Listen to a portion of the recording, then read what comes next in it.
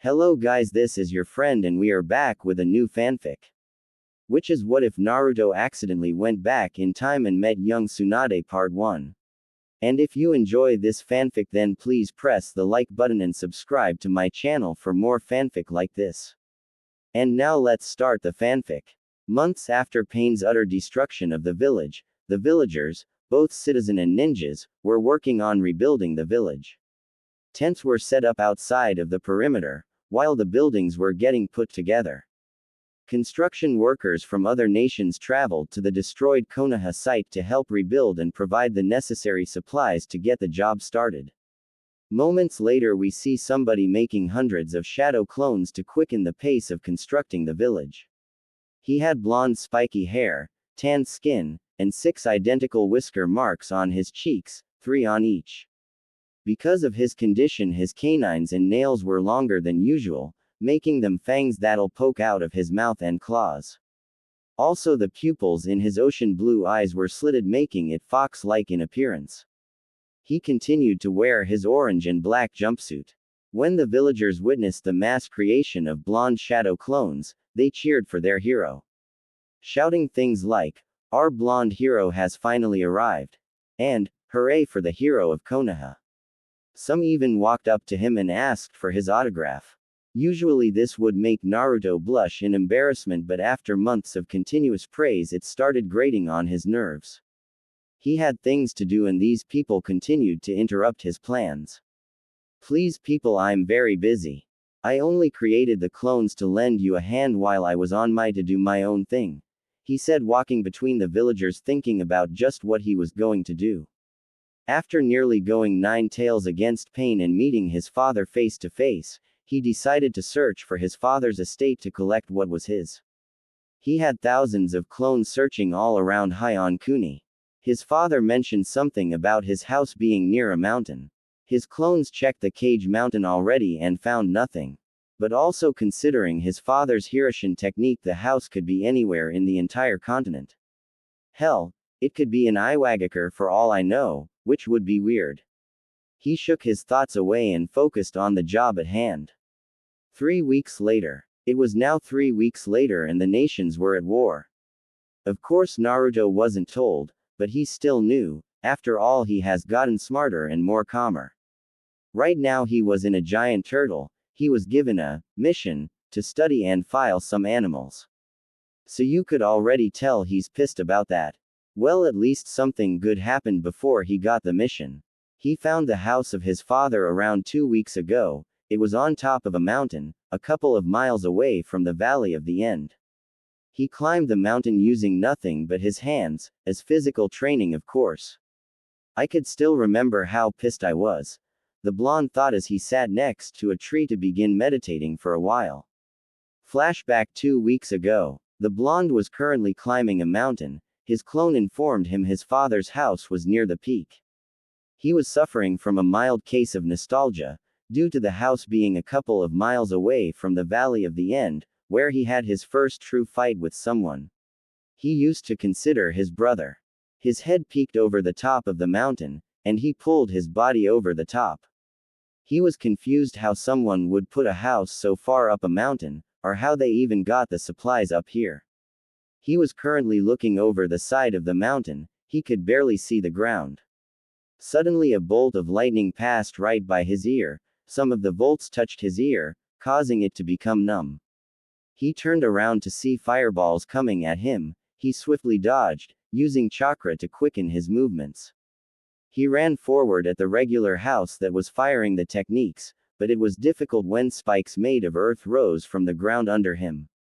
He didn't know how, but purely on instinct he focused chakra on the bottom of his foot, until the chakra actually became solid, and stood on the spike as it rose up. He hopped from one spike to another like this, until after the 5th hop he landed on the ground. "How'd I do that?" he asked himself, before a whirlwind surrounded him. Yet again on instinct he jumped straight in the air, over the top of the small whirlwind and landed outside the whirling. He sprinted to the house after landing, and just as he got within 10 yards a force pushed down on him. The gravity was intense. It was at least 10 times as much as it was a couple of feet behind him. "Holy Kami," I'm so heavy. What the hell is wrong with this place? He looked up to see a structure of rock rising from the ground. You've got to be kidding me. He muttered, using all of his strength to rise to his feet. Only one of the whirling blood could command this creature.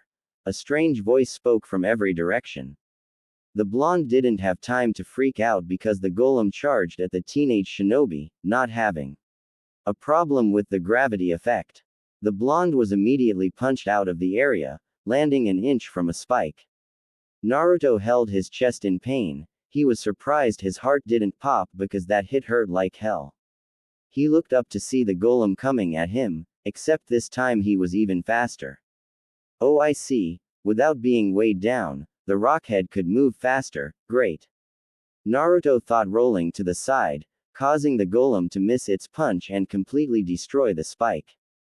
Not wasting any time, Naruto dashed back to the area where he knew the gravity effect would be in place. Might as well get used to it. I could use this as furthering my physical training, he said as he felt himself being weighed down again. He jumped back as the golem struck with an overhead axe strike. Naruto then jumped as high as he could when the golem threw a wide haymaker. He landed on the arm, but when the arm stopped he kept going and he was flung from his position. His face collided with the floor and he yelled into the ground. His danger sense told him to roll, and since it saved his life so many times in the past he rolled over. Just in time, because the golem's fist was in the ground. Now on his back he reached into his pouch and grabbed a exploding note and threw it in the boulder's face. Katsu! He yelled as it exploded. He used this time to rise to his feet and make a run for the house. Without even going a full meter his right foot was grabbed. He looked back to see the golem was without a scratch. This is going to hurt, he mumbled as he was lifted into the air and slammed to the ground. He coughed blood as dust rose around him. This cannot be the way it ends. I need to think of a way to put an end to this torture. He became angry, and when a small amount of Kyuubi's Yuki entered his system he began to yell. You fool, stop using my chakra. The blonde stopped the flow of demonic chakra, causing the pain to stop.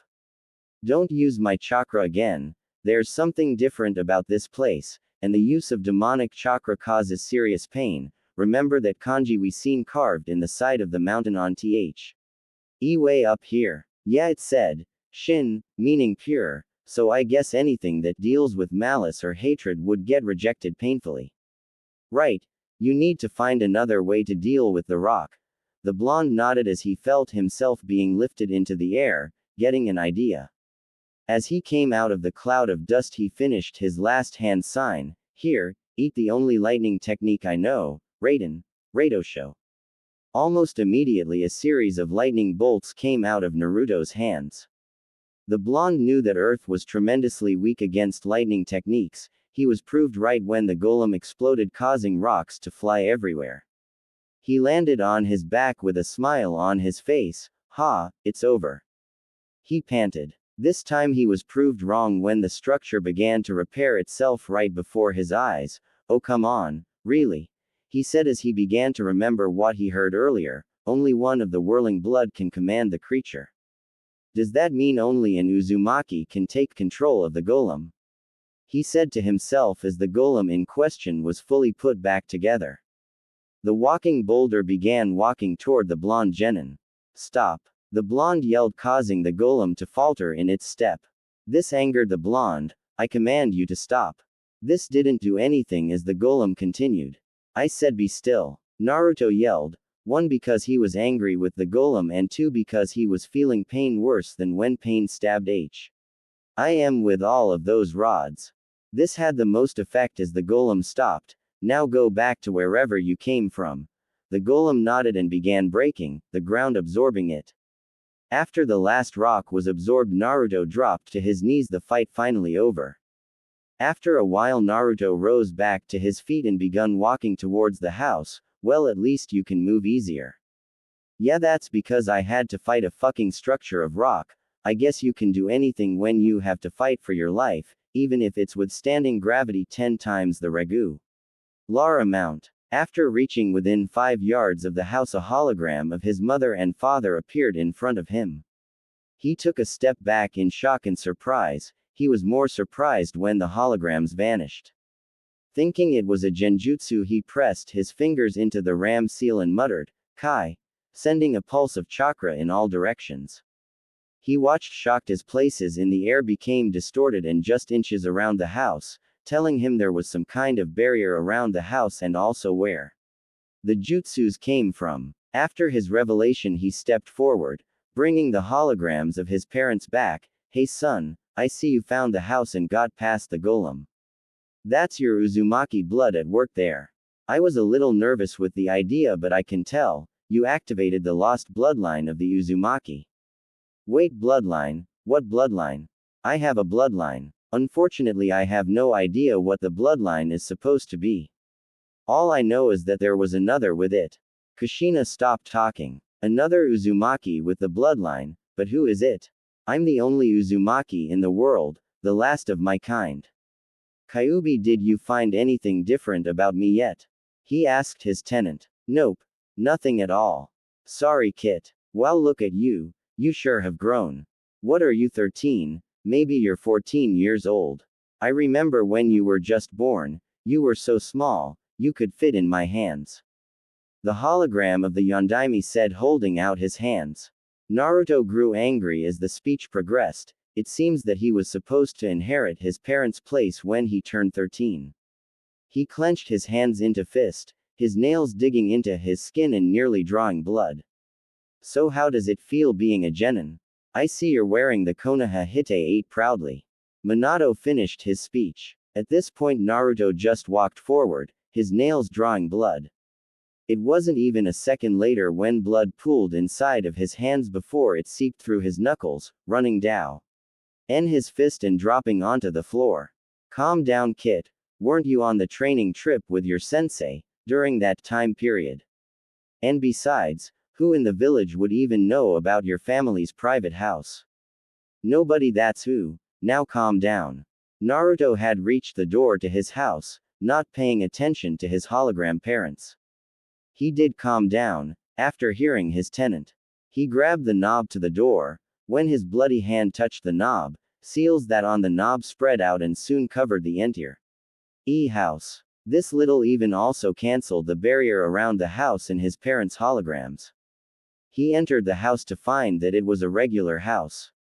It had a couple of chairs and a table in the middle of the living room. The kitchen, although spacious, didn't contain a lot of food. There was only 2 bedrooms, his parents, and the other wasn't entirely finished with the decorations. He could tell though that it was supposed to be his. He found a door in the small hallway and opened it. Well, he tried to open it, he realized there was a seal with the kanji for blood in the middle. He looked at his hand, the previous blood that covered it was gone, having wiped it on his pants, and the wound healed thanks to the fox. He slid a claw over his palm, bringing fresh blood. He pressed the hand to the door, watching it light up for a while before he heard a click and the door slid open. He watched his palm heal before walking in, finding a very large amount of scrolls on fuinjutsu, ninjutsu, and genjutsu. He looked around and even found some taijutsu and kenjutsu scrolls. After an hour in the library, he left hundreds of clones to learn every single thing they could. Because let's face it, as he didn't have a chance to survive in this war. He also needed to find a way to defeat the remaining Uchiha. He stood outside of the house, getting ready to make his way down, with the thought of his mysterious bloodline on his mind. Release flashback. Naruto looked around scoffing as Kurabi wrote lyrics in a little notebook. He needed to find a way of this island. He was getting tired of all of the animals and he's only been here for a couple of hours. What kind of S-rank mission was this? Taking care of and categorizing the animals on this island. Sometimes he hated his village. "Yo 9, let's go tame yo beast," the big dark-skinned Kumo ninja said.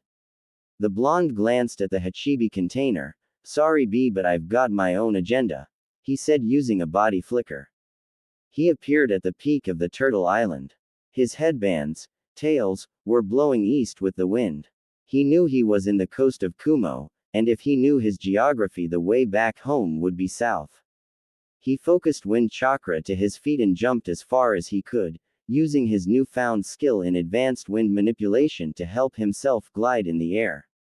It wasn't long until he landed on the water, half a kilometer away from the island. He didn't stop there. He focused his secondary element to his feet and vanished in a spark of electricity. Since Konoha didn't want him to fight in the war, he was going to have to go solo and face Madara himself. He had dozens of clones looking at seals at his house. He knew the man could make himself intangible for a duration of time, by putting his body in another dimension. He just didn't know how long he could stay in that little pocket dimension. So he needed to create a time-controlling seal, something that nobody has achieved, ever. Well, I'm going to be the first, he thought as he continued running on the water, thankful for his large reserves of chakra, because this was going to be a long run. Several hours later, after running for hours, Naruto was beginning to get tired of running. Constantly using lightning-converted chakra to make him go faster than he could ever dream of doing with regular chakra, was starting to really drain his chakra. He looked around and noticed a small chain of islands were near. It was time to take a break anyway. Maybe he could use the time to check up on his time seal. He walked on the little shore and dropped into a meditative position and tried to speak with one of his clones, hoping he could from this stance. Boss, do you? Naruto heard in his head as his clone's voice was zoning in and out. The blonde shook his head and stood up and moved to a closer island and repeated the process, getting the same transmission. He continued to do this until he gave up and just got back to running. After an hour he saw a cruise ship, a boat civilians take vacations on. It was perfect as they were going the same way he was. Now he could relax and restore lost chakra. But not at the moment, as he has yet to board the ship. He stealthily jumped on the side of the ship and poked his head over the railing. The first thing he saw was a beautiful civilian teenage girl stretching before she got in the pool. She was bending over, her fingers touching her toes. She was dressed in a pink, two-piece bikini and had long luscious legs, and a firm behind. She had really long pink hair that went down to her firm, and that's all he could see of her. He quickly dropped his head back and fell back to the water. He was blushing and a small trail of blood went down his nose at the thought that popped into his mind, at what he could do to that girl. I knew it deep down, that perverted sensei of yours has tainted you, now you're one of us. Ha ha ha ha ha. The blonde heard a deep voice in his head. Naruto shook his head denying the accusation and formed the ram seal. He transformed into a bird and flew on the deck.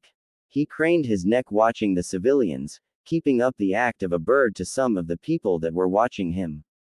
He flapped his wings and flew high into the sky, passing the clouds, where he dispelled the technique and quickly made shadow clones, and they all transformed into birds. The flock of cloned birds then dove towards the ship and landed in various places, with the real Naruto landing somewhere else and dispelled his disguise. He removed his Hite-8, and proceeded to take his jacket and shirt off. After he finished, he commanded his clones, via mind link, to fly to the private house, where they'll dispel their disguise and replace his other clones. All needed to complete the look of a vacationing citizen was swimming trunks.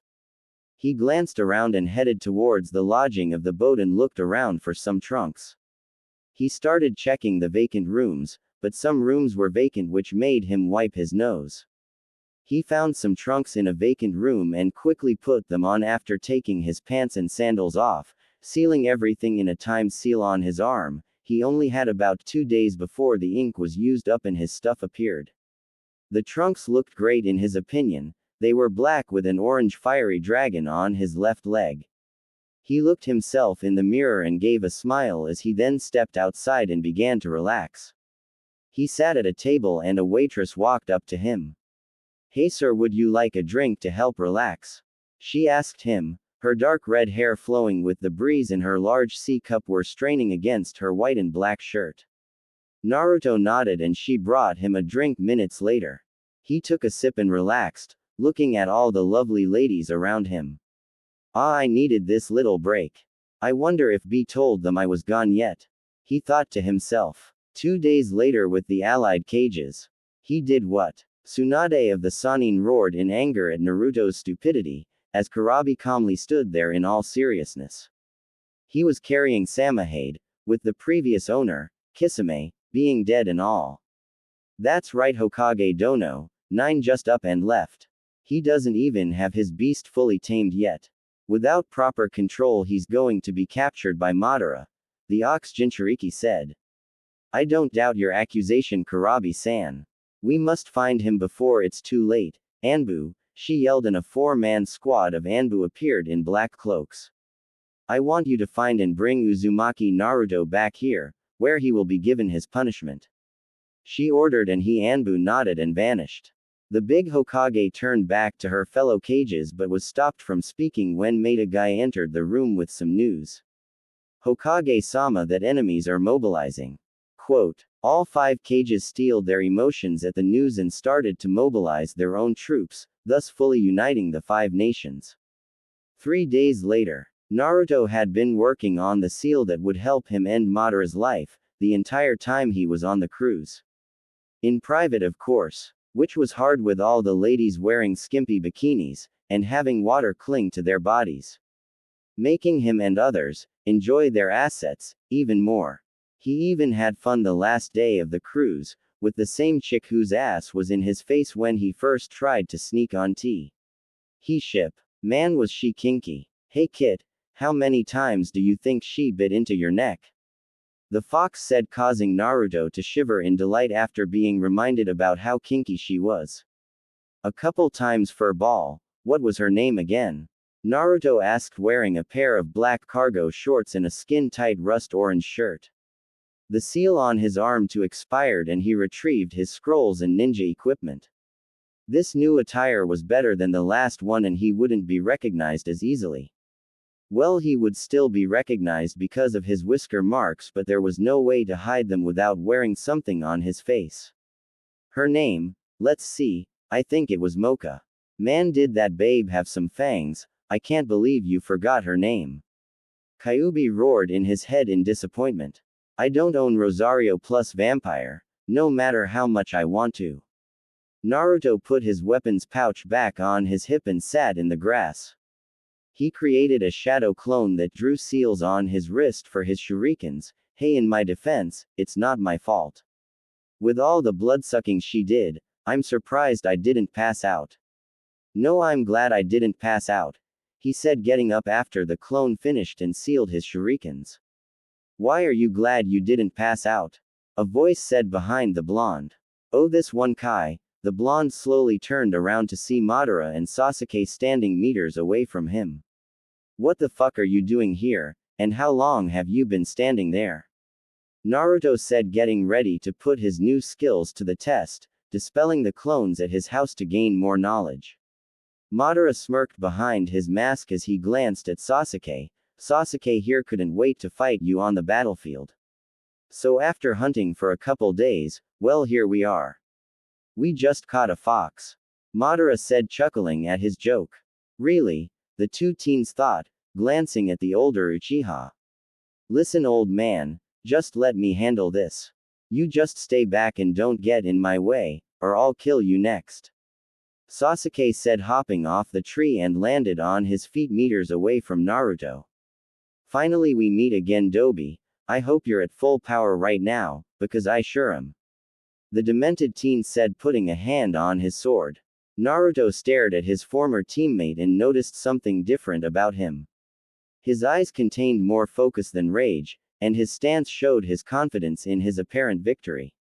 Oh, I was afraid of this. The blonde's inner kitsune said. Afraid of what? Naruto asked, unsealing a pair of elongated blades. They were black and only one side was sharpened while the other was jagged or serrated. He didn't know how to explain it. He held them in a reverse grip and got into a relaxed, but ready stance. Do you remember Uchiha Itachi? Kyuubi asked as memories of Itachi flashed through Naruto's mind. Flashback.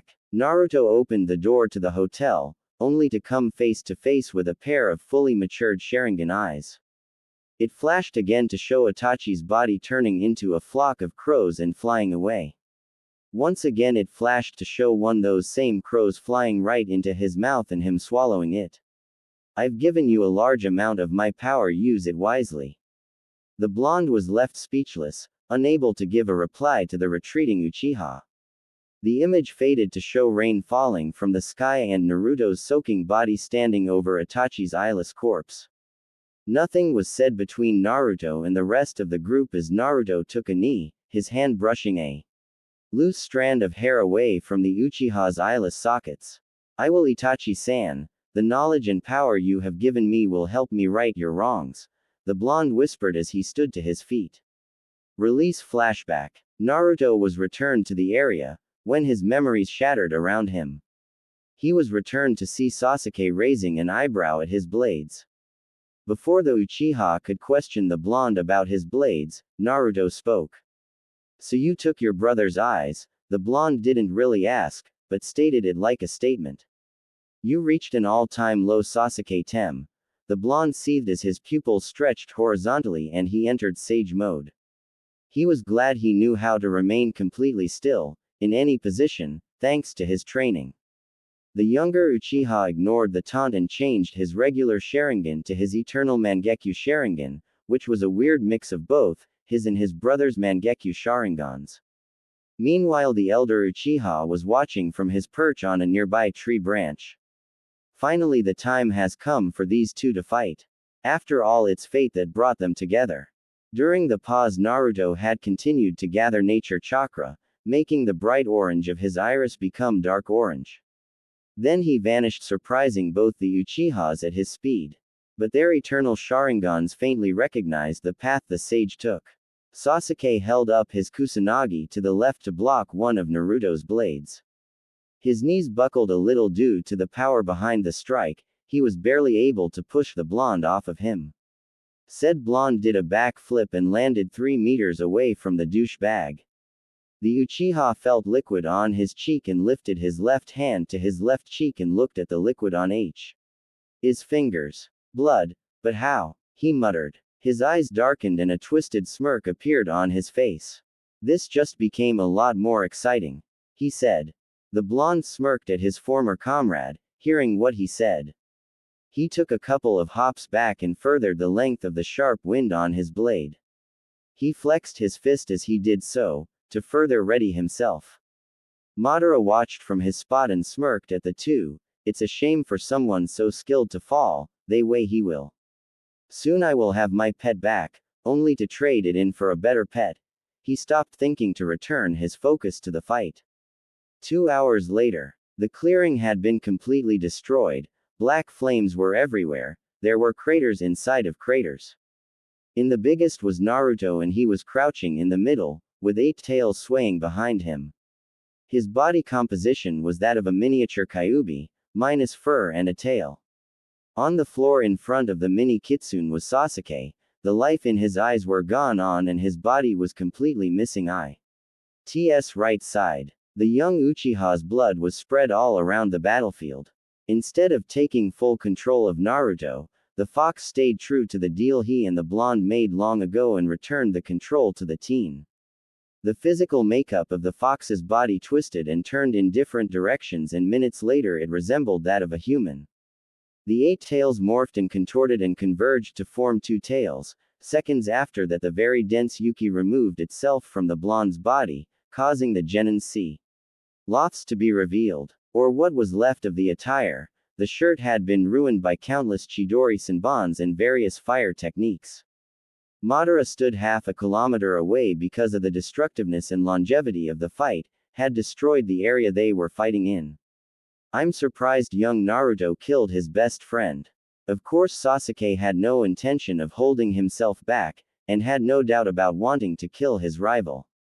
But Naruto of all people, coming out on top, what kind of training did he put himself through since the 3 months ago? Madara began walking towards the epicenter of the destruction, watching the blonde carefully. The weight of killing his friend would soon cross his mind.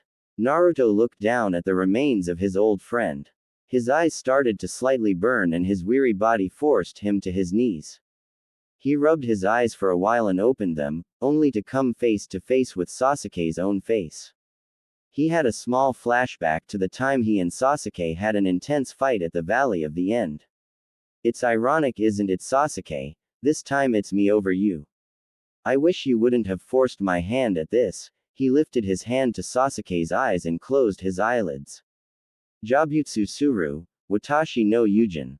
Rest in peace, my friend.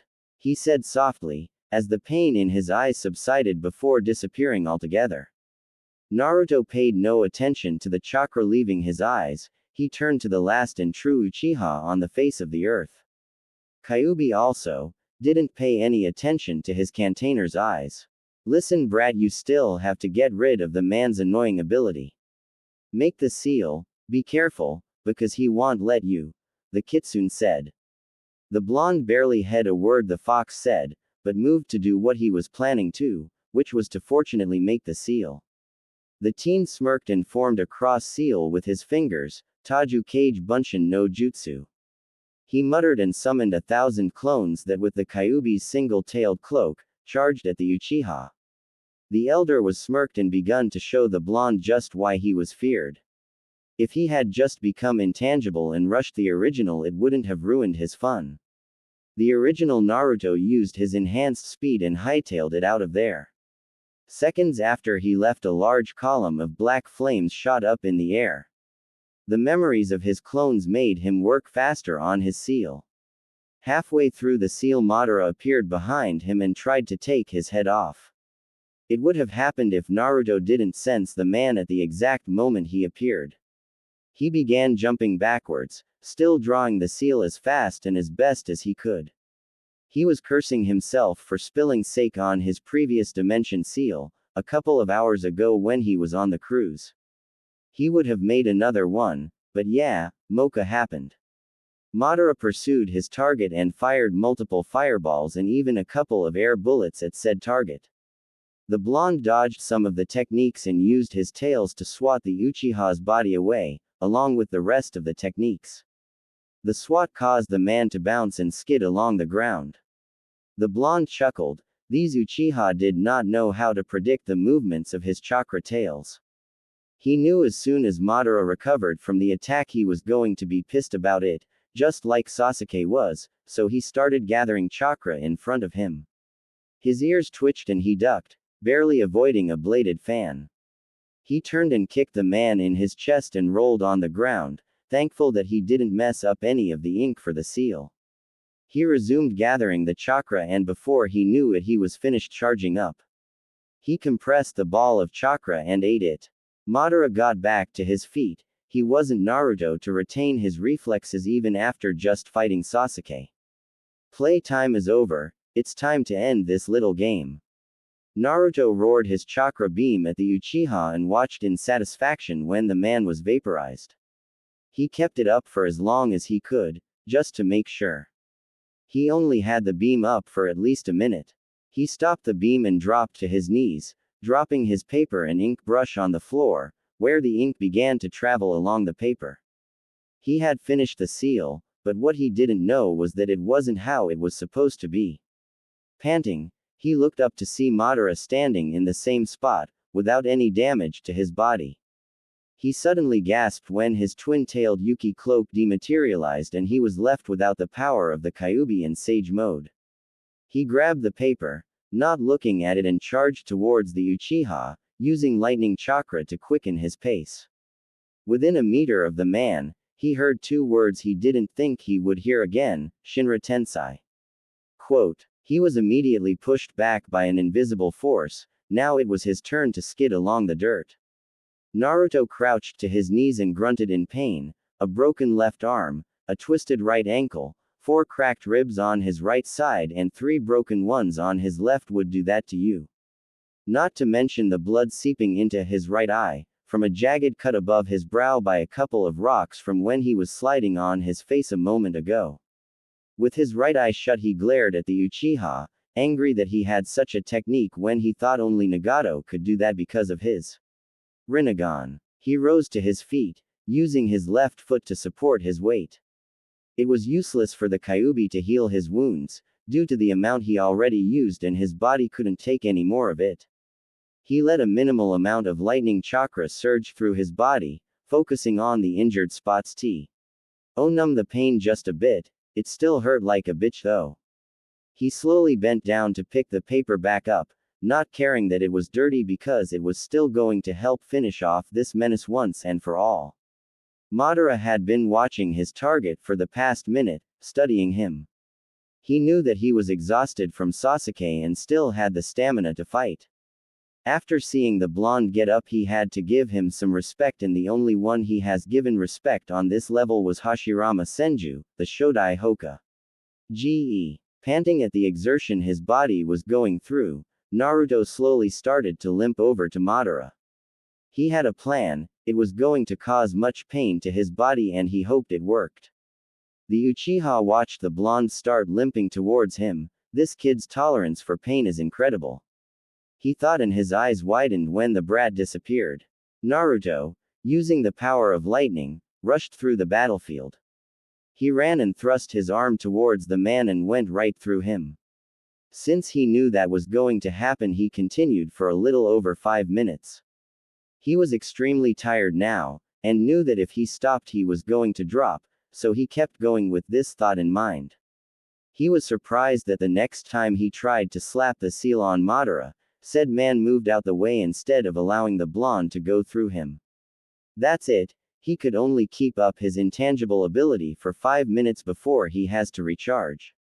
Kyuubi, give me a little dose of chakra to surprise him and I could finally end this. Naruto said, running towards the Uchiha, for what he wanted to be the last time. Madara was carefully dodging the blonde now, and he was suffering from some anxiety since he was now vulnerable to his attacks. He was having a flashback to when he fought Konan, except this time he wasn't going to sacrifice his last remaining Sharingan to use Izanagi.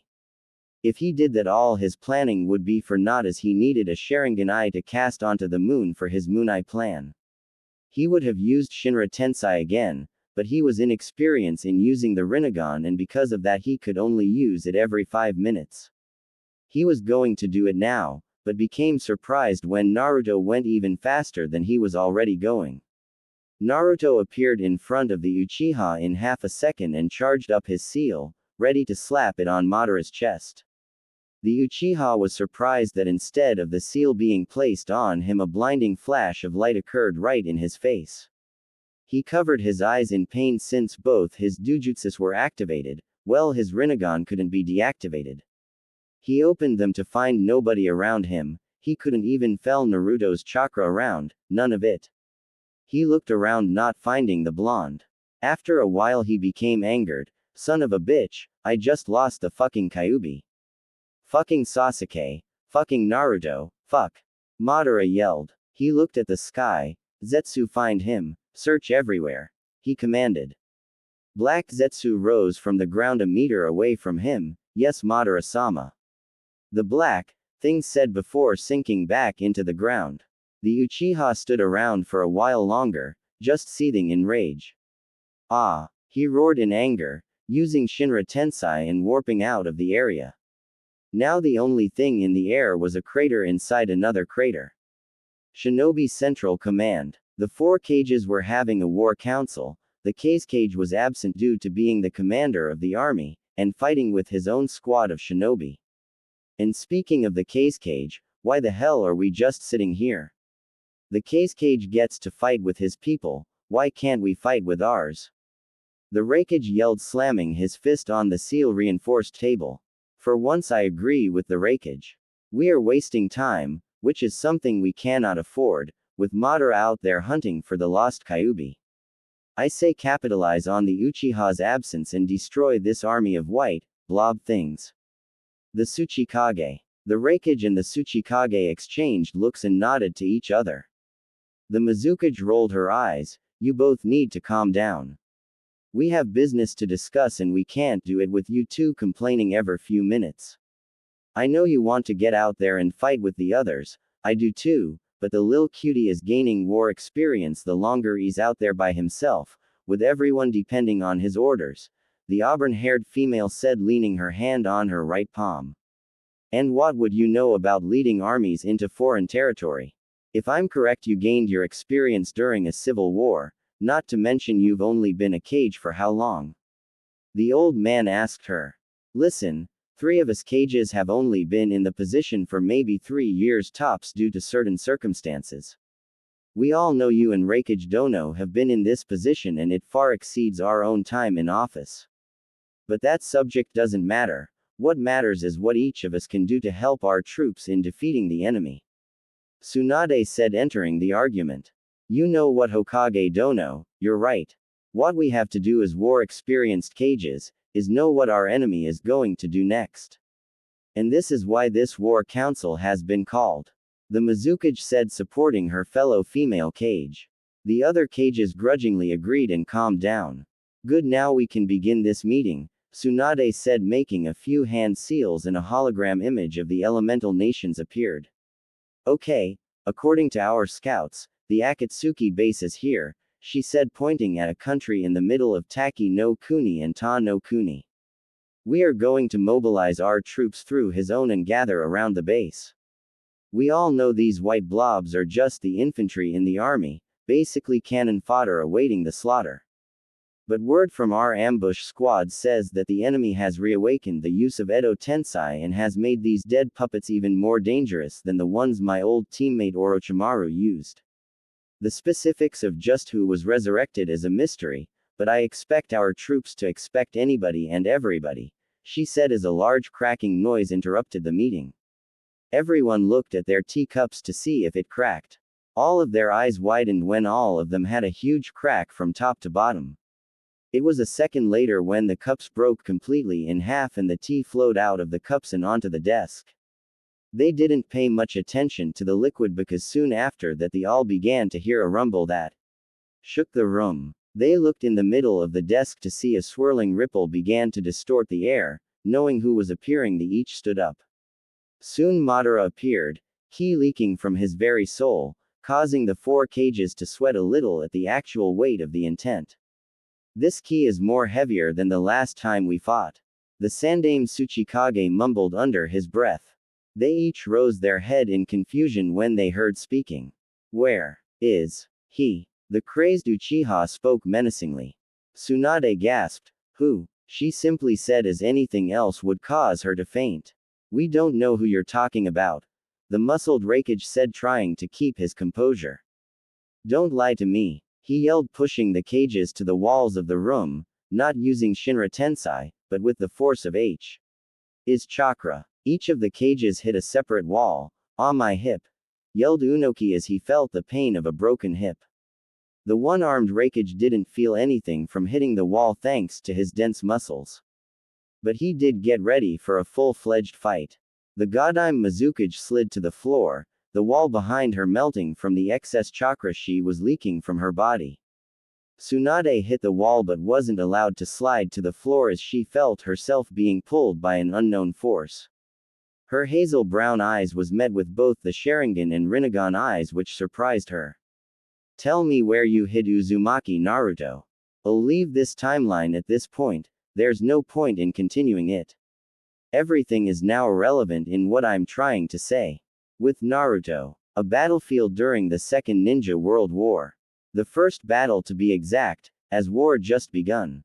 This battlefield was where Naruto was found by a group of Junin. Sir, we found this boy unconscious a couple of miles away from our border on Kumo's side, the leader Junin said, laying the boy on the couch. The leader of Konoha was the Nadaime Hokage, Senju Tobarama. A young man who wore armor as white as his hair. He had red markings along his cheek line and light blue eyes. He folded his hands in front of him and glanced at the boy on his couch.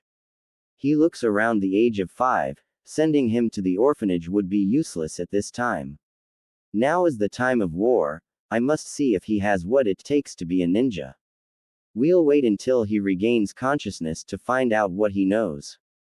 In the meantime, send him to the hospital for a checkup. Hi, they said as one picked the kid up and held him bridal style, before he jumped out the window, headed towards the hospital. The Nadaime stood, watching as his ninja escorted the young child. That kid has power deep within him, When he receives the right training, Konoha would be unstoppable. He thought as a ninja entered his office. Mission accomplished, Tobirama-sensei. One Sarutobi Hiruzen said, walking into the room. The man nodded. Ah yes, how difficult was it for you to destroy one of Iwa's stronghold? Quote. Hiruzen took a seat and leaned back a little. Well, one would think doing something like that would be difficult when one is alone. But it was much easier. Of course, I was without the use of chakra for the duration of the mission. The mission was almost compromised when I witnessed a group of shinobi locate one of my traps. What happened after? They must have been retarded because they shrugged and continued patrolling, thinking the trap was one of theirs. Quote. They shared a short laugh and stood up. Great job, my student. So do I understand you're finally going to take up one of your own genin team soon? Sarutobi nodded. That's correct. I feel it's finally time to pass down my knowledge. Who knows, they might become stronger than me one day. Konoha Hospital 3 days later. Beep beep. Where am I? A young voice thought. Beep beep. What's that noise? It's annoying as hell. Single quote. Beep beep. Wait. What happened to Madara? The machine started beeping faster. Beep beep beep. What's wrong with him? A voice was heard. I don't know, his heartbeat just went faster. A second voice said. Whose voices are these? Are they experimenting on me? Or are they finally taking the Kyuubi from me? Naruto thought. Well, don't just stand there, help me. Naruto's eyes snapped open, the bright light blinding him. Don't touch me. His voice was young, but he didn't notice because it was a little hoarse. He's awake. A female nurse stammered. She has short light blue hair and light purple eyes. She wore the standard nursing outfit. She was in her late 20s, her face was cute and her lips were tinged with blue. Her bust was a large D cup and her hips were fairly large, leading to a large rump. Her figure was that of an average kunoichi, and he could tell that nursing was just a part-time job, by the way she carried herself. But how? It was estimated that he was supposed to be out for at least another week. The second female nurse said. She was in her early 20s. She had brown hair with dark green eyes. She, too, wore the standard nursing outfit. This nurse was different, she wore no lipstick and her brown hair was rather long. Her bust was a small B cup, and her hips were small, however she still had a nice butt. She spent her life being a nurse, with no amount of ninja training. Naruto was confused. What do you mean, where am I? He asked. In the village hidden in the leaves. The Nadaime said, walking in the room. Naruto looked at the door to see the Nadaime Hokage. His eyes widened, his face pale, and he didn't pay attention to what the man said. Am I dead? He asked, gulping loudly. Confusion showed on the faces of Tobirama and the nurses. Wait, the fur ball. He closed his eyes. Fur ball, where are you? He yelled in his mind. With no response, his eyes snapped open. What's wrong, child? The blonde leveled a glare at the man. I am not a child. The brown-haired nurse grabbed a nearby hand mirror and showed Naruto his reflection. Holy fuck, I'm a child. He yelled, just now noticing how small his entire body was. What the fuck happened to me? He whispered under his breath. He began to have a flashback to the last thing that happened. I remember now, I killed Sasuke. Was I unable to kill Madara with him? He then began to remember his friend. Sasuke, I'm sorry again for having to take your life. His eyes began to burn like the time after he killed Sasuke. The blonde began to furiously rub his eyes, causing the nurses to panic. What's wrong with your eyes, child? The purple-eyed nurse asked. They're burning, the blonde answered the question. The senju moved closer to the boy. Show me your eyes. He spoke sternly. Naruto spent the next 2 minutes rubbing his eyes, before the pain started to lessen.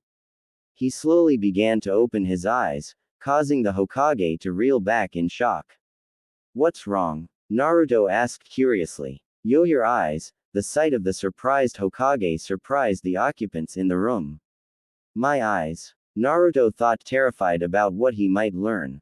He reached for the mirror on his lap and slowly rose it to eye level, keeping his eyes closed.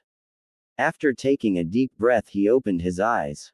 The first thing he saw in his new eyes was the ripple-like pattern effect around his pupil and a light purple iris and sclera. "Ah, damn it, that explains why my eyes were hurting. I have the Rinnegan," he muttered. Naruto sat in a classroom, inside of the Academy for Ninjas in Training, a week after resting in the hospital. Of course he had been questioned by the Nadaime about where he had come from, but he feigned ignorance about his origin. Since, obviously he had no clue about how he had even got here in the first place. And what's worse, he had to attend the academy, yet again. He didn't want to go to the academy again, but Tobirama had already spoke with the sensei about his enrollment, so it was out of his power. The blonde was obviously agitated. Back in his time, history was his absolute worst subject, more so than math. And now he's back in time, so you can obviously see his dilemma. "I hate history, I hate history, I hate history," he continued to say in his mind before a dim light bulb went off in his head. Wait a minute, I am history, he thought as tears came to his eyes. He fought back a sniff as the sensei walked in and began writing on the board. The blonde had met with the sensei a couple days ago, when the man had visited him in the hospital when the Hokage had first spoke to him. Of course nothing was said about his bloodline, as absolutely none of them had an idea about where it came from, excluding Naruto, who had an inkling about where it came from. Said sensei was a man, a Junin, judging by his Junin-style flak jacket. He was in his early 20s, he had black hair and a serious look on his face that wasn't worn when he met with Naruto. "My name is Uchu Ryoko. As you know, we are at war with two of the 5 great nations, consisting of both Iwagakure and Kumogakure and a couple of small insignificant villages. We have our newest ally Tsunade to help us, but the tide in this war could easily be shifted when Mizugakure gets forced into the conflict. Whatever side they join would have the upper hand in this war. But fear not, for we are in the village of Konoha, and if we survived the last war we can definitely survive this one," he said, his face softening up as he pumped his fist in the air. The students responded in kind and pumped their own little fists. Even Naruto pumped his fist, his national pride not wavering with the time travel. "Now let's begin with introductions, starting with you," Ryoko said, pointing at Naruto. "You didn't tell me your name when we met in the hospital, but now," he said smirking, "introduce yourself." Quote. The blonde stood to his feet. "Hello fellow classmates, my name is Uzumaki Naruto. I don't know where I came from, but I do know that I was found about 15 miles outside of Hai no Kuni. I don't know who my parents are, but all they left me is my name," he said, telling them half of the truth, since until recently all he had from his parents was his name. The teacher held his hand up, stopping the blonde from continuing. "That's enough, child, all I wanted was your name," he said, studying him as if he had heard that name from somewhere. It was at the tip of his tongue, but he couldn't remember. He dropped the issue and focused on the class as a whole. "Now, as this is a new batch of students, I would like each of you to stand and tell me your name," he said, pointing to the first student. Naruto began sitting down. He looked around the room, before he noticed a blonde girl staring at him. She looked oddly familiar as his blue eyes bore into recognizable hazel eyes. He turned his head and looked out the window. Listening to the students begin to tell their names caused his mind to drift. When that happened, he began to think about his possession of the Rinnegan and the disappearance of the Kyuubi. He remembered reading his mother's journal. It said that this ancient bloodline only came to the most unique of the Uzumaki clan. But Nagato had it. Did that mean that he was an Uzumaki? And what exactly happened to the Kyuubi? Naruto thought as his ears picked up the calling of another student. "My name is Senju Tsunade," she simply said as she sat back down. Naruto focused on the class, and there she was, the same girl that he had shared a short staring contest with. Now that he got a second look, he could completely recognize her. She was a young, really young version of Tsunade. She had the same light blonde hair, except it was short and in a small single ponytail. She was wearing a gray shirt that didn't contain any assets, unlike the one she wears when she gets older, that contains just about the biggest pair of marshmallows known to man. Her hazel eyes were filled with both the love of living with her parents and her grand uncle, who was the Nadim and Khan. Fusion about the blonde across the room. Her pants were dark green and she wore basic ninja sandals. When he began to feel amazed by her young looks, he shook his head and forced himself not to slap himself. Of course she was young, she was only 5 years old. She really did look like a complete contrast of the Tsunade he knew and loved. But now presented with the opportunity to witness the growth of Tsunade was making him not regret coming back in time. He shook his head again. Stop thinking about your surrogate mother like that, he said in his mind. But this opportunity is the best that ever happened, maybe now she could become more than a mother. He thought again as his inner pervert began fighting his outer righteousness. He stopped his inner battle when he heard Jiraiya introduce himself. He looked the same, kind of. The only difference was the red marks on his cheeks were non-existent. He also doubted the kid was a lecher like his older self. Ero Sennin, Naruto thought, keeping tears from falling from his eyes as he looked at his sensei. And then it was Orochimaru. Either Naruto's mind was playing tricks on him or did Orochimaru actually look kind in appearance. And the polite way he introduced himself was way too sophisticated.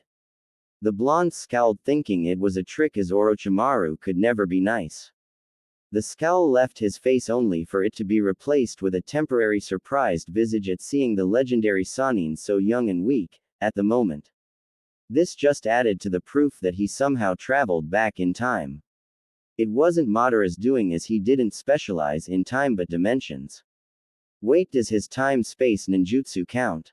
Naruto thought offhandedly. Alright class, that's enough for today. I expect you here tomorrow for a much longer day, when I will begin your training, he said, seeing some of his students groan in displeasure. Now, none of that. This war demands more ninjas to fight our adversaries, and that's where I come in. I'm here to whip you children into battle-ready ninjas, he said, dismissing the class, his students looking forward to enjoying their last peaceful day. Naruto walked out of the class with a thoughtful look on his face. His inner furball hadn't said a single thing or even made a single noise since he came to this time. Hey furball, are you in there? The blonde yelled in his mind. No answer, just like the other times. Maybe he needed to go into his mindscape and confront the giant manifestation of chakra. But now wasn't the time to worry about the fox, now was the time to find a place of residence since he couldn't stay in the hospital forever, no matter how nice the nurses were. He headed to the only place where said residence was going to be given to him at his age. Naruto appeared at the Hokage Tower, realizing that with the memory, his skills also remained. The blonde was beyond ecstatic. He didn't have to worry about staying in the academy, if he already had the same skills that prevented him from losing the fight against Sasuke and lasting as long as he did against Madara. That made him think about the past as he walked into the building. No, not the past, the future, but also his past, or future. Naruto shook his head of the confusing thoughts and walked into the office with a beastly grin. Hey old man. Tobirama looked at Naruto with a shocked look on his face. The other occupant in the room chuckled at the greeting.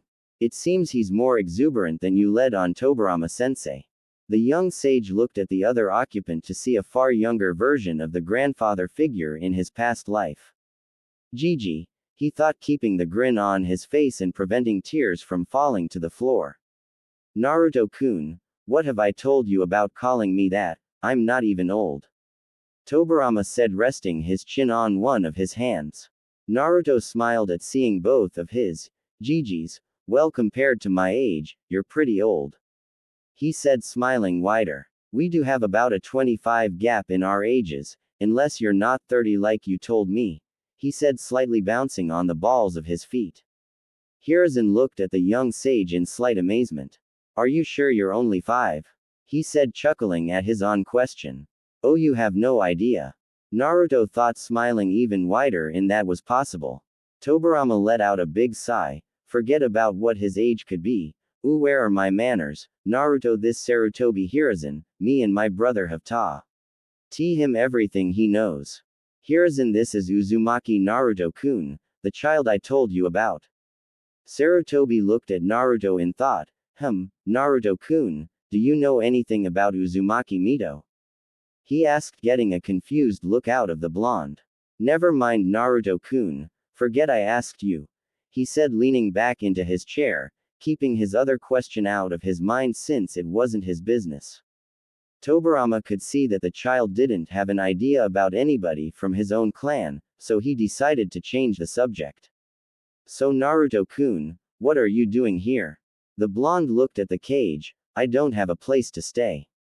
I came here to ask for an apartment for myself. The two adults looked at Naruto before sharing a look. After a short second they began to laugh. This irritated Naruto for obvious reasons. Why are you laughing? This isn't funny.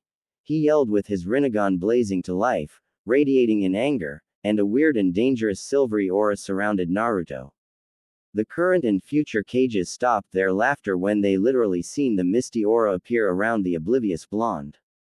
Calm down, Naruto-kun, we just find it amusing that a child your age wants to live by themselves, and sort of awkward. Now you're not staying by yourself, the Nadaime said. The Rinnegan and the aura disappeared as Naruto let out a nervous chuckle. Yeah, that is awkward, isn't it? He said, rubbing the back of his head in embarrassment. But, where else can I stay? He stopped when he noticed the cage's smile was getting bigger the more he said. You're not thinking what I think you're thinking, are you? After a nod of the cage's head, the blonde shook his. No disrespect, Hokage-sama, but I decline your offer, the blonde said, crossing his arms. Tobirama smirked at the blonde. Nonsense, I've already completed the paperwork. All I need is your signature, he said, opening his drawer and taking out a piece of paper. Here you go, just sign at the X's, he said, giving Naruto a pen. I still decline, I don't want to impose on you and your family, he said, leaving the paper in front of him. You're not, it's only me, my nephew and his wife and my grandniece, he said, smiling softly. You mean, he said before the door behind him opened and a young Tsunade ran to her uncle.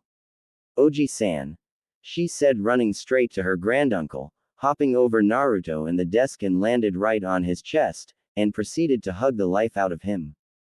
Oomph, he grunted as Tsunade landed on his chest. Su-chan, how was your first day at the academy? He asked. Nothing really interesting happened, but there was this other blonde boy that had an even more interesting surname. What was it again? She murmured, putting a finger to her chin in thought. Uzumaki, Naruto said, knowing he was the one she was talking about. She turned her hazel eyes towards him and gasped in surprise at seeing him again so soon. What are you doing here? She asked, turning her body to sit on her granduncle's lap. Naruto began to sit up slowly, remembering the temper Tsunade had from his time, and wondered, no, hoped it didn't come to the surface now. Well, you see, there's a funny story about that, he said, looking at Tobirama, silently asking for help. Really, a funny story? Can I hear? She asked, oblivious about his odd behavior. Well, you see, Tsunade-chan, Naruto-kun here is going to be staying with us, the Hokage said. Why? She screamed. I didn't actually sign the paper yet, Tsunade-san, the blonde boy said. Well, good, don't. It's not that easy, Su-chan. I want Naruto-kun to live with a family and I don't like you being too lonely in the house, Tobirama said. I'm not alone, I have two-san and Ka-chan, she whined. And plus he could live with Mito-san, she's an Uzumaki, she said, looking at her granduncle. That's a negative, Su-chan. Naruto here doesn't know about Mito-san or his clan, he explained. Hiruzen had been watching the scene and knew he had to think of something before things got out of hand, and soon he got an idea. How about I take Naruto-kun into my house? Interrupting the small argument between granduncle and grandniece. All eyes turned to Sarutobi. Really, Sarutobi-san? Naruto said, hoping his old grandfather figure was serious about his offer. He nodded. Sure, just because I'm 20 doesn't mean I don't know how to take care of a kid.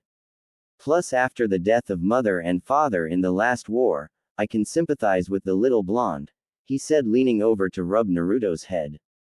Said blonde squirmed out from under the man's hand and smiled at Tobirama. I agree with that idea, can I please?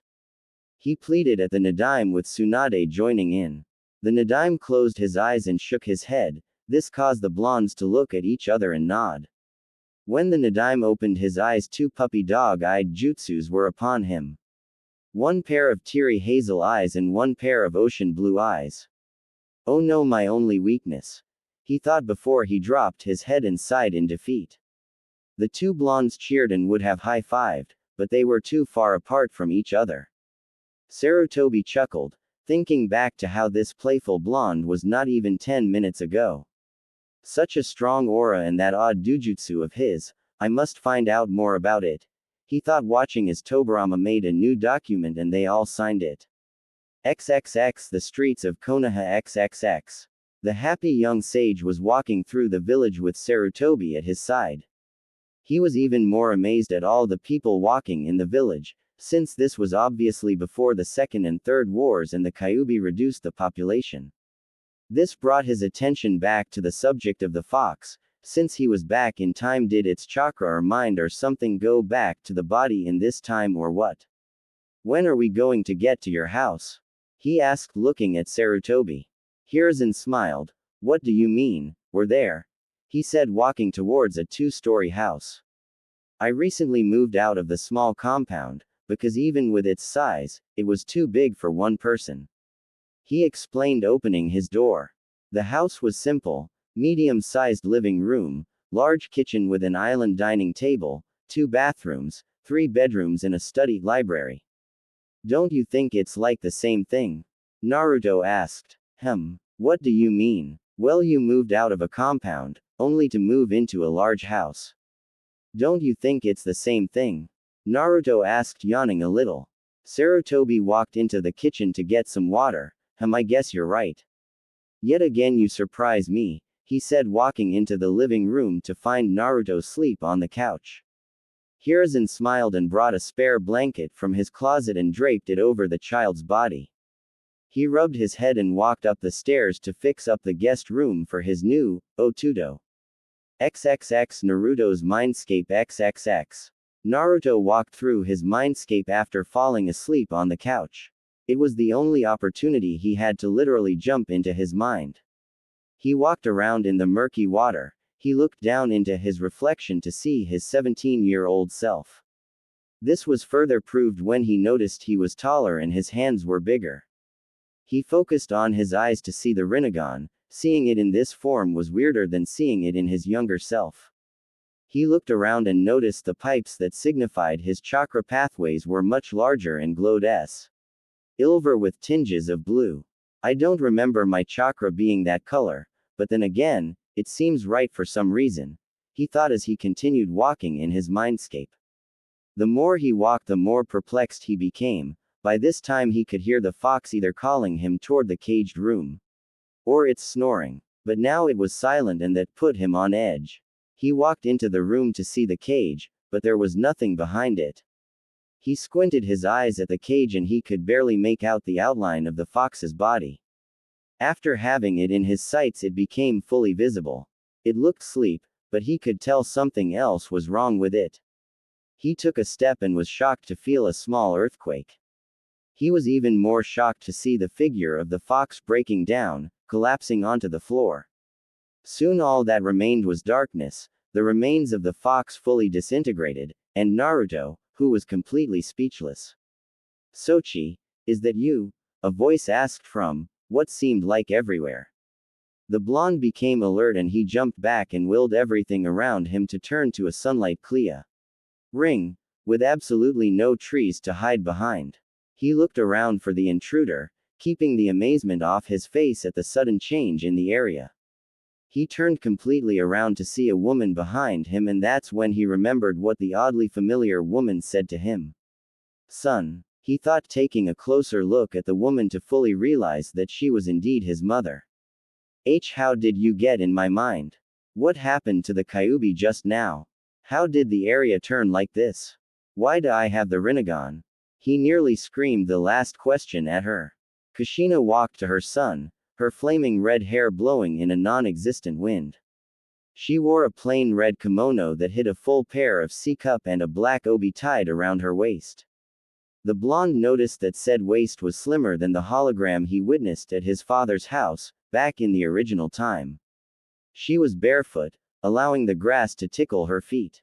She smiled at the barrage of questions and tears prickled at the corners of her eyes, one question at a time. She said before engulfing her son in a hug. At first the blonde relaxed into his mother's embrace, but anger bubbled to the surface. He grabbed her shoulders and pushed her back a little, keeping a hold of her.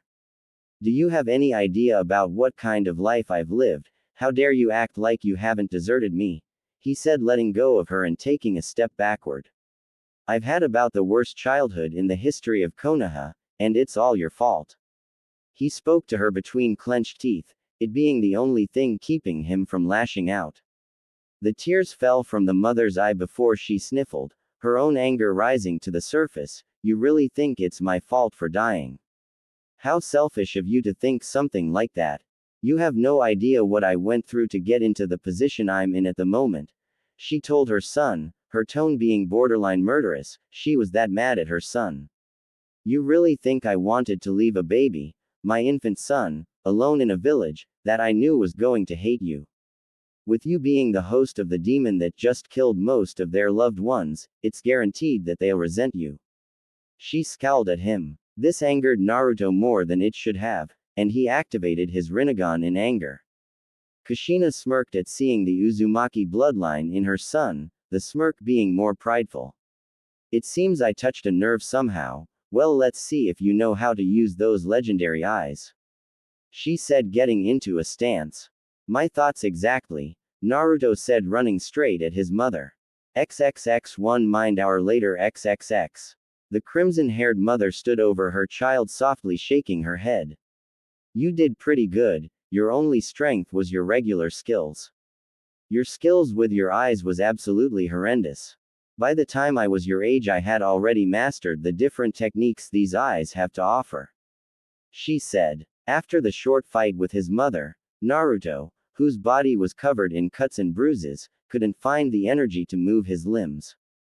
He stayed laying on the floor looking at the cloudless sky. The apparent anger he held for his mother had ended along with the fight. He turned his head to look his mother, whose body was without a single scoff.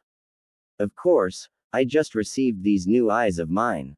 Wait, what do you mean you mastered these eyes? He asked, bolting to his feet, surprising his mother. How is he moving so soon after the beating he just endured? She asked herself. She was brought back to reality when she heard the question being asked again. It seems you still don't understand, she said, shaking her head, before a force pushed Naruto back. Naruto's body was flung across the field, before it landed making a small crater. The blonde, yet again, watched the cloudless sky. I am so tired of that technique, he thought as his mother appeared in his vision. You see, son, these eyes only show up in a few shinobis of the Uzumaki clan. Only 5 others have ever had the privilege of having these eyes in the last 200 years. She spoke, extending a hand to help her son up. Naruto reached for said hand. That still doesn't explain what happened to the Kyuubi, or why I have these eyes, he said, standing to his feet. She shrugged her shoulders. Apparently you are of the select few, which is untold of. A parent with the eyes breeds another with the eyes. It's even more amazing that this happened. What happened to the Kyuubi? I have no idea. If I was to take an educated guess, I would have to say with the activation of your eyes you've unlocked the seal and fully absorbed the beast. She said as trees were added to the clearing.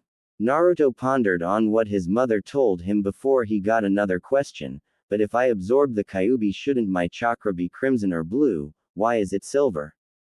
He asked, leaning against a tree. Does it look like I have all the answers? She snapped, scaring her son. She covered her mouth and blushed in embarrassment. Sorry, short fuse. The blonde sighed as he shook his head. That's my mother, all right. He thought, remembering his own short fuse, until he thought of something. Wait, since I'm back in time, am I still your son or what? He asked, getting a confused look out of her. I never wondered about. Technically, you'll be older than me by the time I have you, that is, if you don't change history or anything. She said, mumbling the last part. Well, still, does it look like? Yeah. He said, interrupting her with a wave of his hand. Okay, I have a question you can answer, too, actually. What are you doing in my mind, and just what did you do to get here? He asked, crossing his arms. Kushina crossed her own arms under her. The reason I'm in your mind is to teach you how to use your Rinnegan. Exactly how I got here is a story for another day, she said, chuckling at the look Naruto gave her. Now is the time for your mind to rest along with your body. I'll see you again, my son, she said as Naruto faded from view. XXX real world. The next day, XXX. Naruto woke up with a yawn, forgetting about the trip to his mind, as the scent of bacon and eggs invaded his nostrils.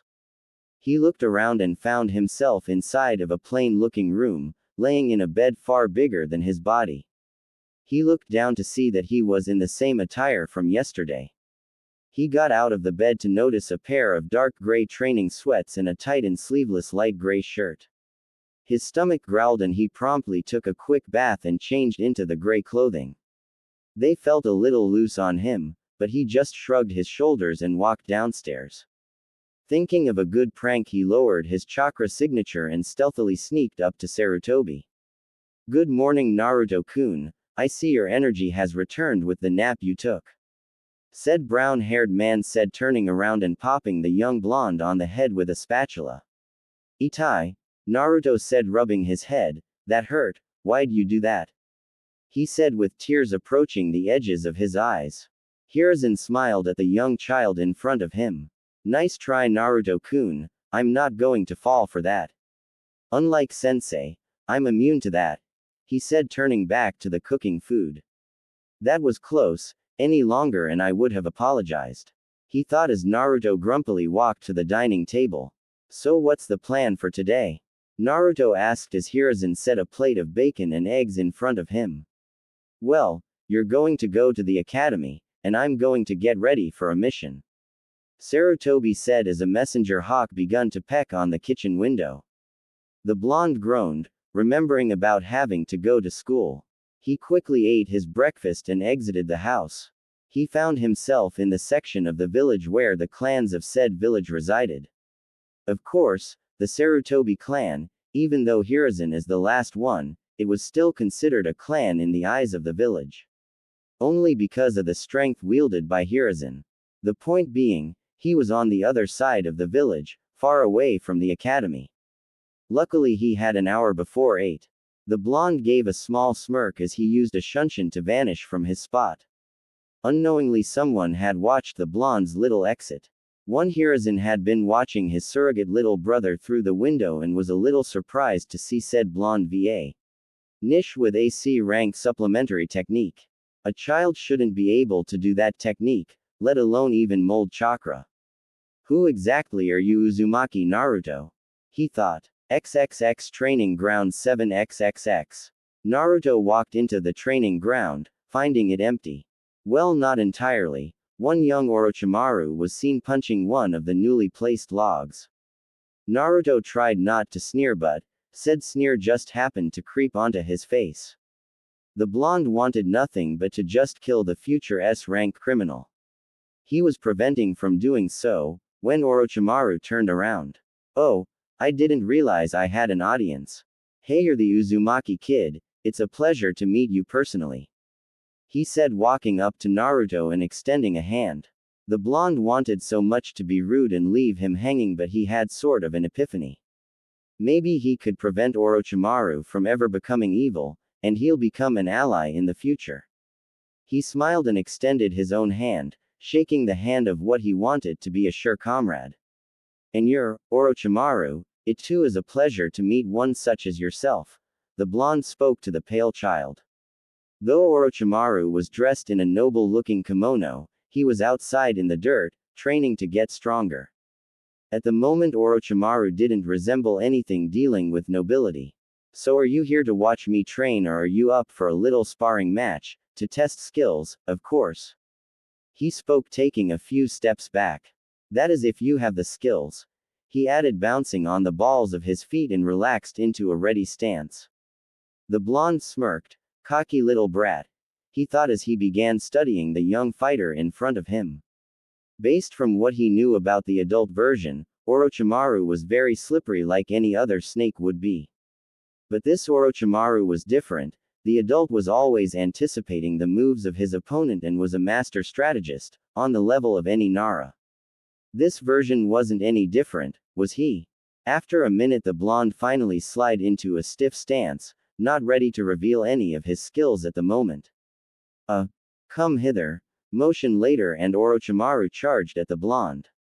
Naruto waited until the last moment to relax his stance and shuffled to the right, narrowly dodging a punch. Apparently he didn't move far enough as Orochimaru dropped and swept him under his feet. Naruto acted fast and shot a hand to the ground and reinforced it with chakra before using it to push off the ground. He vaulted himself a few feet back and landed on his feet. As he landed, Orochimaru was already on him, sending punches and kicks that were all blocked or dodged. I think I spoke too soon. My taijutsu isn't as good as I thought it would be, must be because of the small body. He thought, catching a kick and picking Orochimaru up and throwing him across the field. 5 minutes have passed in the fight and Naruto could tell that Orochimaru was just getting started. With a few hand seals, 3 copies of Orochimaru appear. Let's see if you can handle this. He spoke as the 3 copied children charged. Naruto smirked, letting his Rinnegan flash into existence only for a second. He himself charged, but instead of going for the one in the middle, he veered to the left and sent a punch that knocked the unsuspecting Orochimaru to the ground, the other 2 clones disappearing from existence. My Rinnegan was able to determine which ones were the fakes and which one was real in such a short amount of time. I love this thing, he thought, staring at the boy on the ground. Other than a small amount of blood leaking from his lip, nothing else was visibly wrong with him. Sorry about that, I got a little carried away, Naruto said, extending a hand. Orochimaru shook his head. No apology needed, this just showed me that I need to work on my taijutsu more, he said, allowing Naruto to help him up. And plus I just need to learn to dodge your wicked left hook, he said as they shared a laugh. Well, I must be on my way. I don't want to show up at the academy looking like this, he said, trying and failing to brush the dirt from his kimono. I see you later, Naruto, he said, running back to the village. Naruto sighed, looking down at his own gear. It wasn't as dirty as he thought it would be, maybe because he never hit the floor like Orochimaru did. He was a little sweaty though, but that was nothing. XXX 10 minutes later XXX. The blonde had been walking around for about 10 minutes before he found himself at a spot he spent a lot of time at. Except there was one important thing missing. Where the fuck is the Ichiraku ramen stand? He screamed in his head. Surely I believed Tsuki and Sarutobi were the same age, he thought as he witnessed a short boy walking with his father. Said father was walking the boy to civilian school, and Naruto's ears heard the words, "Are you ready for school, Tsuki-kun?" And a response, "Hai-to-san." Naruto felt like pulling his hair out. He didn't know how long he'd last without the best ramen in the world not existing yet. Classic anime tears fell down his face as he solemnly trudged his way to the academy. With his current pace, it took him a while to enter his classroom. As soon as he sat in his seat, his head dropped onto the desk, sounding a loud thud in the class. The class wasn't full, but there were a few students in there, including Tsunade. They all watched Naruto, not knowing what was the matter. When Naruto felt a hand on his shoulder, he looked up to see Orochimaru there smiling at him. What's the matter with you? You should be happy you defeated me, because it won't ever happen again, he said, chuckling as he sat down. Naruto smiled. Yeah, sure, because my win against you was a total fluke, he said with sarcasm practically dripping from his voice. Orochimaru smirked. You damn rig, wait, he said, his smirk dropping from his face as everyone heard a loud noise. The children turned around to see Jiraiya on his face and a wisp of smoke around him. Naruto looked at the wooden floor to see a long scratch from one of Jiraiya's getas. Poor Ero Sennin, I hope this doesn't get worse. The blonde thought as Jiraiya wiped his face and quickly appeared behind Tsunade, surprising the blonde at his speed. Oh Su-chan, please don't pay attention to what just happened. You know you deserve only the best of entrances, babe, he said, taking the female blonde's hand and kissing it. Well, that would have happened if Tsunade didn't use righteous female fury to punch him, a hit that sent him out of the open window that was on the second floor. I don't even know you, lecher, she said, raising a fist at the open window. Naruto's eyes widened at the event. Holy crap, it's just like always. Well, at least we weren't on the third floor. Naruto sighed, shaking his head. Shortly after, the teacher walked in the room with Jiraiya on his shoulder. What just happened? He asked, setting Jiraiya down. The white-haired child didn't have a scuff of dirt on him, except from when he fell on the floor in his bruised cheek. Sensei must have caught him. Everyone thought the same thing. Well, long story short, the Dobi was being a pervert, Orochimaru said. Naruto cringed a little at hearing that word. What do you mean? The year just started. Quote. Orochimaru shrugged his shoulders. Be that as it may, I could already tell he's going to be dead last this year. Naruto shook his head. You never know, a dead last could become a Hokage if he has the proper training. He said, knowing not to affect what happens to Jiraiya's training, due to him becoming a cage-level ninja in the future. Really? You think I can become that strong? Jiraiya asked with hope in his eyes. Naruto looked at Jiraiya, staring into his eyes, and recognized the look. The need for positive assurance, the look of determination, and a hint of hope. The blonde remembered that Jiraiya was an orphan as well and needed this boost of self-esteem. With a nod of the blonde's head, Jiraiya smiled brightly and looked at his sensei. I'm ready for whatever you throw at me, he said confidently. Ryoko's eyes went from Jiraiya to Naruto's. To think he had that kind of ability to bring anybody's self-confidence to the surface. A true morale booster, possibly leadership material.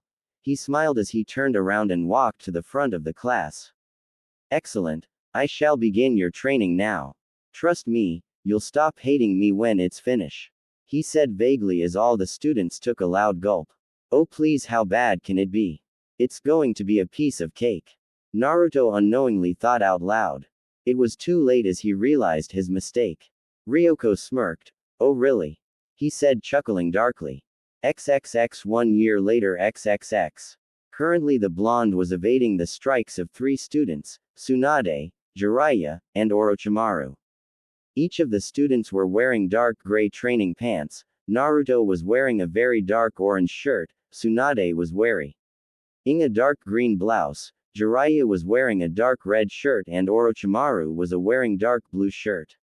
Of course the colors had a purpose as Naruto dodged another strike and kicked Jiraiya in the stomach. Red! Ryoko yelled. The male blonde released a small sigh of release as he charged at Jiraiya, along with the rest of the participants. Tsunade was the first to approach Jiraiya, sending a punch his way. In desperation for his life, Jiraiya quickly formed a seal before the fist connected with his face.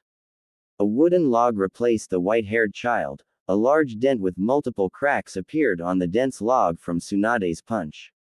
Jiraiya appeared in the air behind Orochimaru, kicking at his head. Said child used his snake-like ability and ducked his head under the approaching leg and twisted his body around and grabbed the other foot and slammed Jiraiya to the floor. Sadly for Orochimaru, the body vanished into another log. He couldn't react in time to dodge the next punch.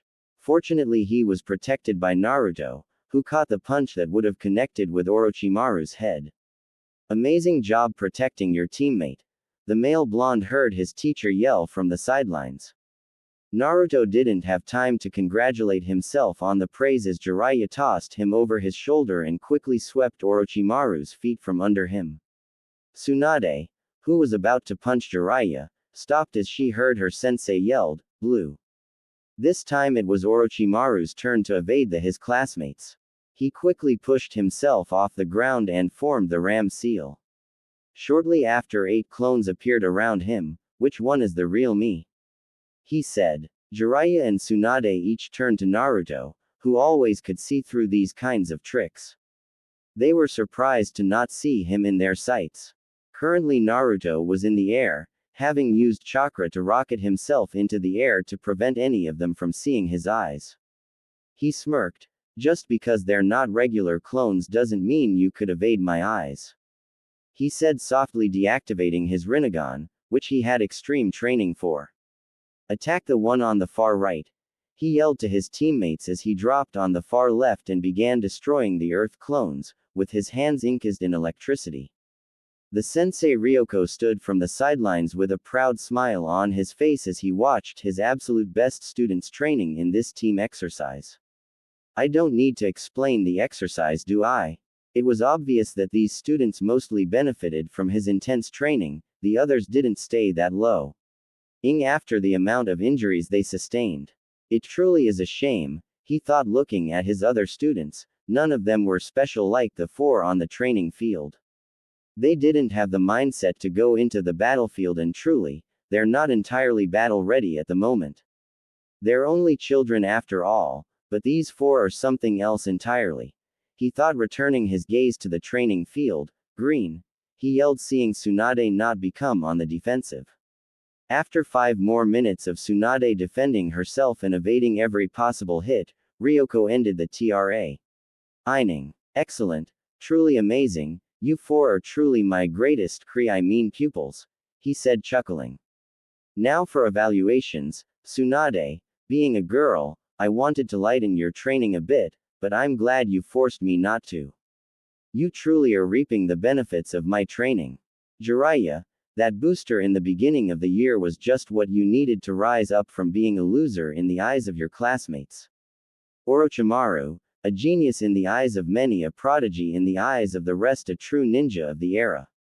Lastly Naruto. I believed you were all talk, but you have proven me wrong with your strategies for battle, and whenever things would go wrong, you were always able to think on your feet, and that is exactly what is needed on the battlefield.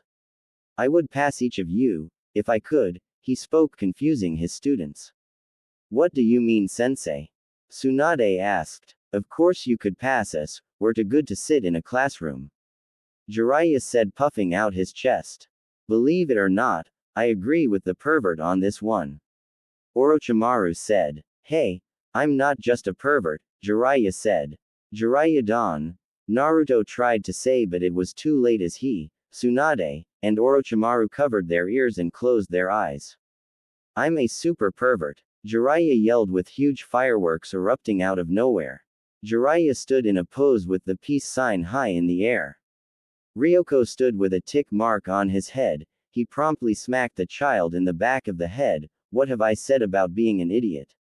He said, running a hand through his hair to relieve a bit of his frustration. He let out a huge sigh. Like I was saying, I can't graduate all 4 of you unless you pass the graduation test in a few years. Also, never in history has there been a 5-man cell, so you 4 won't be able to be together anyway, he said. Oh, I beg to differ. A voice was heard. Hokage-sama, Ryoko said once he turned around to see whoever disturbed his class. What are you doing here, Hokage-sama? He asked. The Nadaime and Sarutobi were seen walking up to the small group. Oh, I was just in the neighborhood and wanted to check on my grandniece and her friends, when I heard what he said. He said, stopping in front of said girl to rub her head. What exactly does that mean? Naruto said, softly smiling, noticing the twinkle in his niece-san's eyes. It means that I have decided to take all 4 of you as my students. Congratulations, you 4 will become legends. Hiruzen said, crossing his arms as Naruto cheered, taking his dark orange shirt off and tossed it in the air, before running at the professor. The shirt thudded to the ground with a loud thud. This didn't surprise the class, but it did surprise Ryoko. Wait, Naruto, how much does your shirt weigh? Said Tsunade said, walking up to said shirt. The male blonde inwardly cussed himself out for forgetting, 15 pounds like everybody else's, he said. Ryoko stared into Naruto's eyes. You're lying to me, he simply said, picking up the shirt. Now tell me. Naruto mumbled the answer. Excuse me? Ryoko asked. I said 55. The sensei shook his head. Do you understand how reckless that is? You could have injured yourself beyond repair with that much weight, weighing down your small body, he said. At the age of 6, Naruto was very much in shape. His body was very lean and muscular, with a little fat, from the large amounts of food he eats to keep his energy. He kept the perfect balance between muscle and fat. Sensei, he's not the only one. Jiraiya said. I myself have 35 pounds. He said, taking off his own shirt and tossing it behind him. A thud was sounded, like Naruto's. I as well, sensei. Orochimaru said, taking off his own shirt. Everybody stared at Tsunade. What? I only had 25, I'm not crazy like they are. She said, crossing her arms. And I'm not taking my blouse off. She added, glaring at Jiraiya. It's not like you have anything to hide, flat chest. He said, crossing his own arms. Tsunade growled. What do you expect? I'm 6. She said. And I'm going to kill you. Tsunade screamed, ready to use some female fury before Tobirama stopped her. Would y'all calm down, acting like a bunch of kids? Ryoko said, crossing his arms. We're kids. The 4 children said to their sensei. Oh yeah, I keep forgetting. Because 6-year-olds aren't supposed to be nearing Chunin level. He said with pride etched into his voice, since he did a major part in that. Well, we are a great pair of children. Naruto said offhandedly. Oh no, you Naruto-kun, you're different. I could sense there was something odd about you, apart from the other 3. Ryoko said, taking a small step towards the blonde male. What do you mean? I couldn't possibly be any different. Naruto said, hiding behind Hiruzen. Now that he's said it, Naruto-kun, I do believe I noticed something about you in the past year. You meditate for hours only to fall asleep after. You trained yourself continuously before and after school, Like you were trying to regain something you lost. He said, scooting Naruto in front of him. I was going to, but I would like to see Ryoko-san test your skills. The blonde glared at Sarutobi before he turned his gaze to Ryoko. Can this at least wait until tomorrow, when I regain my energy? Quote. Yeah, come on, sensei. At least give Naruto-kun time to prepare for the fight. Tsunade said. And just because he's different doesn't give you any reason to try and fight him. Jiraiya said with anger in his voice. It is illogical to fight a child. You're a Junin for crying out loud, and he's only 6. Orochimaru said. If you fight him, you fight all of us. Jiraiya said, moving in front of Naruto, before being joined by the rest of them. Ryoko stopped. No, just look at your friend, he's ready for anything, he said as they looked at Naruto. The blonde had his head down, his bangs overshadowing his eyes. A smirk was on his face as he started grinning. You're right, Uchu-sensei, after all, deception is the most basic skill a shinobi must have. If you're really up to the task, how about I show you just how strong I am? He said, looking up, his Rinnegan eyes on full display. XXX Omake first day of training XXX. Naruto was seen with what looked like a 15-pound boulder on his shoulders, while walking on a bridge of earth surrounded by water with water sharks lurking waiting for him. I may have spoken too soon. Naruto mumbled to himself as he began walking across the bridge, 1 foot at a time. On top of the boulder was Ryoko, further weighing it down. He was currently laughing his off. Do you fear my training now, Naruto-kun? Is it still easy for you, or do I need to up the ante? He said, laughing more. Naruto took another sturdy step. Why do I have to do this exercise, while everybody else only has a boulder? They don't have a bridge or nothing. You're a sadist. He said, taking another step. Oh please, this is a piece of cake, is it not? The sensei said, laughing louder. Naruto turned to the others. What are you still doing here? Run, this guy is crazy. He said, only for a kunai to drop from above and slightly cut his cheek before a whip came out of nowhere and hit his behind. Go faster, Naruto-kun. I thought you said it was going to be easy. He said, laughing again as he whipped Naruto again. You're crazy. He said as he went faster. It's a madhouse, a madhouse.